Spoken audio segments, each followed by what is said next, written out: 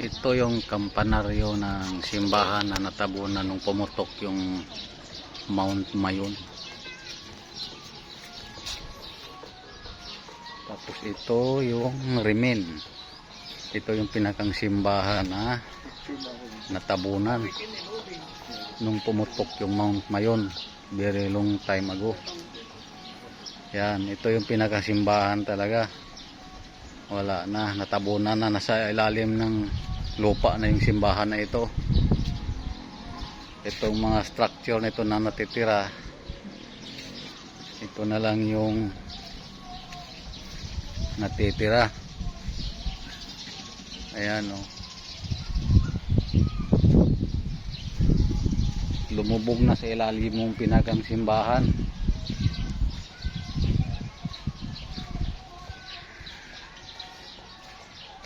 Malamang ito yung altar noon, oh.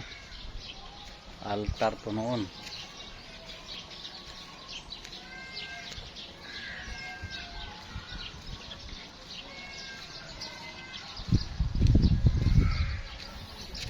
Yan yung mga Rimen madingding yan ang simbahan dati. Na natabunan. Matagal na panahon ng nakakaraan. Oh.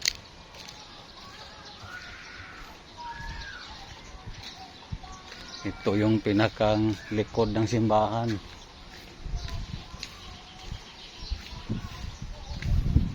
Tapos dito sa likod masisilip mo rin yung Mount Mayon.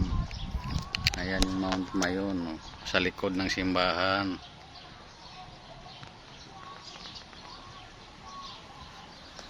May palayan pa.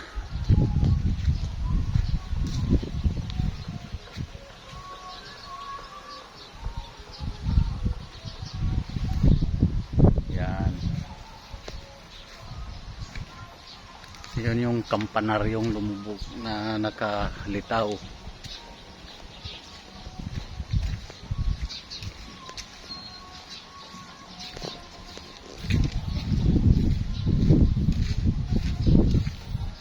Alabas na.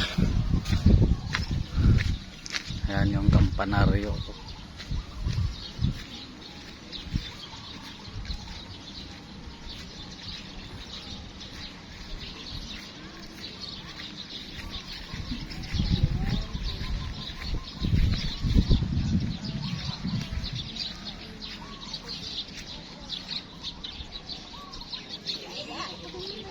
Magsayaw ka na ya.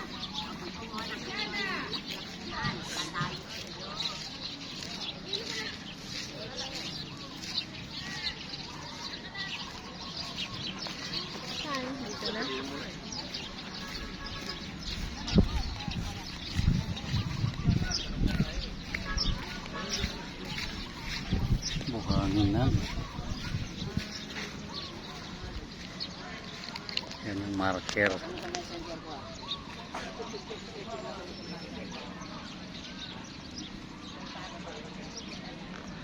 Church of Cagsawa, the spiritual administration of Cagsawa from 1587 to 1595 was under the parish of Kamalig. An early church was burned 25 July 1636 by the Dutch, who ransacked the towns bordering Legazpi Bay. This church, built after 1724 by Fray Francisco Blanco, was buried by rocks and lava during the eruption of Mayon volcano 1 February 1814. The authority of Cagsawa, meeting all Ligao at Ligao 6 July 1814, decided to incorporate their town as part of Daraga. The first centenary of the destruction of the church was commemorated 1 February 1914 with a huge pilgrimage to the ruins where High Mass was celebrated. Okay.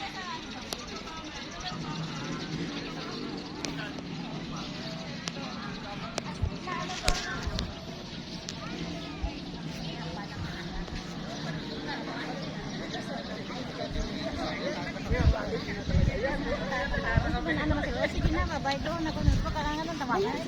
Ay, Kuya, tingin. Matapos isang harap.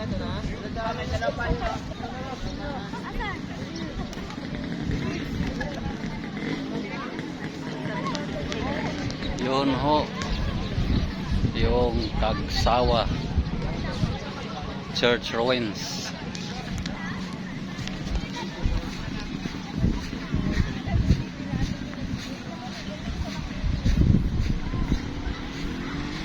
Kita ang ngayon pag Sichis, my beautiful daughter.